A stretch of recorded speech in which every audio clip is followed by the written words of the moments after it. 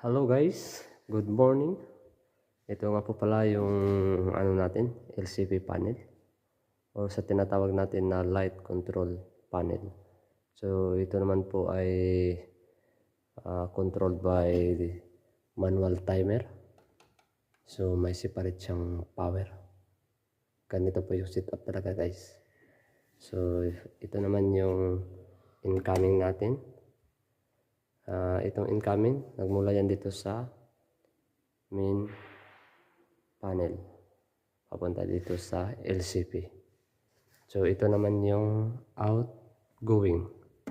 Itong outgoing papunta ito diretso ng ilaw.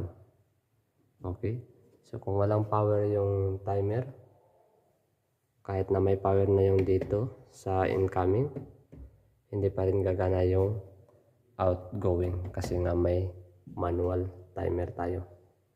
Okay.